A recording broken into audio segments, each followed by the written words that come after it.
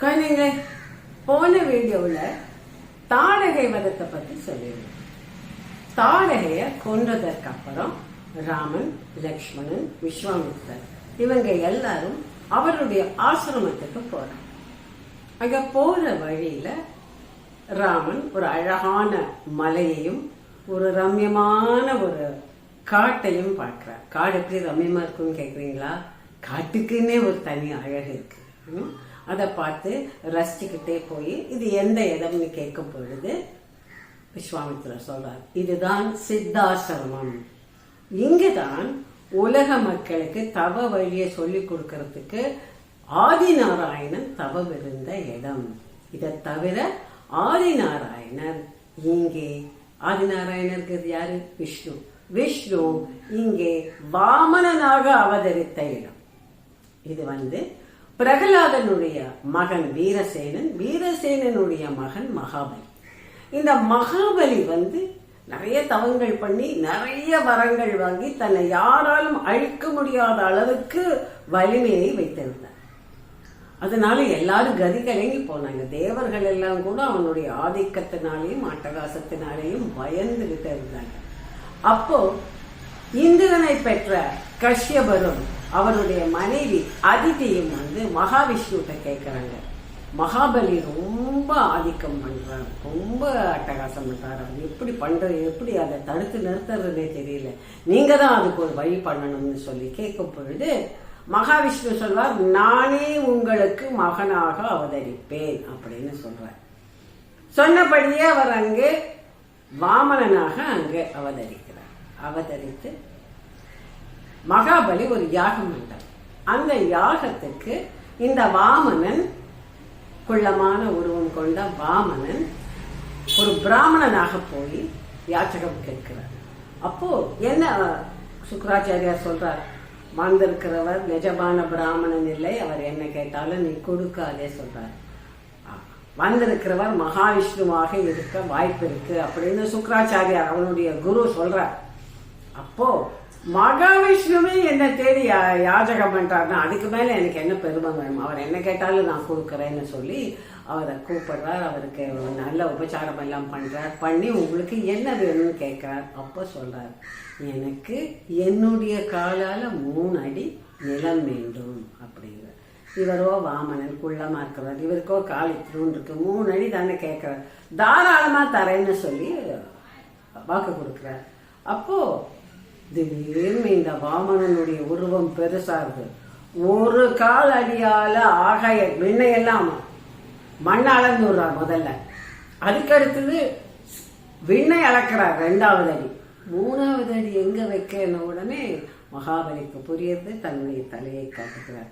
3வது அடியை தலையில் வைத்து அவருக்கு மோட்சம் கொடுக்கிறார், அபயம் கொடுக்கிறார். அப்படி மகாபலி சிரஞ்சீவி ஆகிறார். அந்த மகாபலி அவனுடைய பெற்றோர் எல்லாம் இருந்த இடம் இது. இதுக்கு பெயர் சித்தாசிரமம். இந்த புண்ணியமான இடத்துலதான் நானும் ஆசிரமம் அமைத்திருக்கிறேன், நாம அங்கதான் போயிட்டு இருக்கோம் அப்படின்னு அவங்க சித்தாசிரமத்தை அடைகிறார்கள். அங்க போய் அங்க இருக்கிற வேதியர்கள்லாம் ராமனுக்கும் லட்சுமணனுக்கும் உபச்சாரம் செய்கிறார்கள். எல்லாம் செஞ்சுட்டு அங்கெல்லாம் சுற்றி பார்க்கறாங்க. அப்ப ராமன் சொல்றாங்க, இங்கதான் நீங்க சொல்லக்கூடிய அந்த அரக்கர்கள் வராங்களான்னு.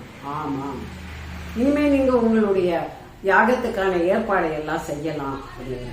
அப்ப விஸ்வாமித்திரர் யாகத்துக்கான ஏற்பாடை செய்ய போறார். அடுத்த நாள் காலையில கேட்கிறார், எப்போ இந்த இவர்கள்லாம் அசுரர்கள் வர நேரம் எதுன்னு அந்த வேதியர்கள் சொல்றாங்க, இப்ப விஸ்வாமித்திரர் மௌனத்தில் இருப்பார், 6 பகலும் 6 பொழுதும் நீங்க காவல் காக்கணும், 6வது நாள் வருவார்.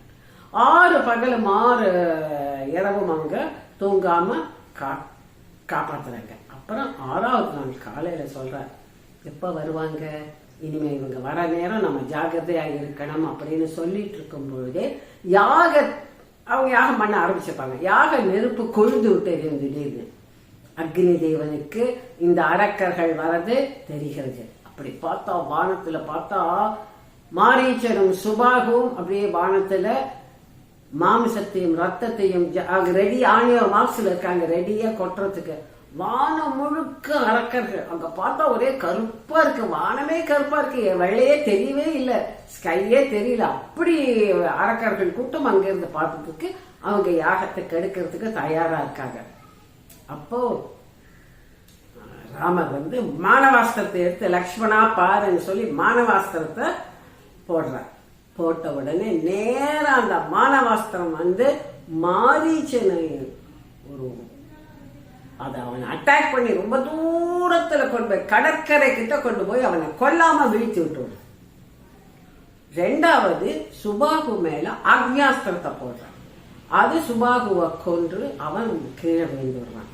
மீதி இருக்கிற அசுரர்களை எல்லாம் வேற பல அஸ்திரங்களை விட்டு எல்லாரையும் கொண்டு வருவான். கொஞ்ச நேரத்துல அந்த இடம் அப்படியே ஒரே வெளிச்சமாயிருது. ஆகாசத்தை இத்தனை நேரம் மறைச்சிருந்த கருங்கூட்டம் எல்லாம் போய் அங்க அப்படியே வெளிச்சமாயிருந்து எல்லா அரக்கர்களும் இறந்து விடுறாங்க. இங்க யாகத்தை நல்லபடியாக காப்பாற்றி கொடுக்கிறார் ராமர். அதுல விஸ்வாமித்திரருக்கு ரொம்ப ரொம்ப ரொம்ப ரொம்ப சந்தோஷம். ரொம்ப சந்தோஷத்தோட சொல்றாரு, எனக்கு உன்னை இங்க கூட்டிட்டு வந்தது நான் தசரதற்கு நன்றி சொல்லணும்.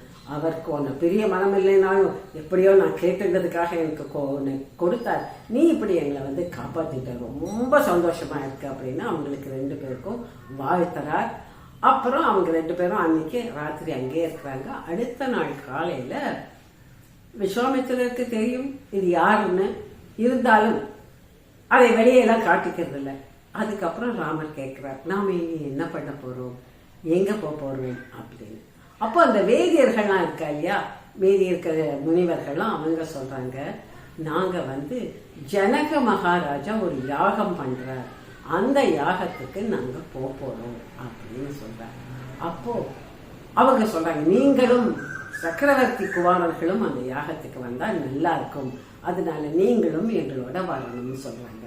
அப்போ விஸ்வாமித்திரரும் அது சரின்னு சொல்லி ராமனையும் லக்ஷ்மணனையும் ஜனக மகாராஜா செய்யக்கூடிய யாகத்துக்கு அழைத்து கொண்டு போகிறாங்க. அங்க என்ன நடந்ததுங்கிறத அடுத்த வீடியோல சொல்றேன்.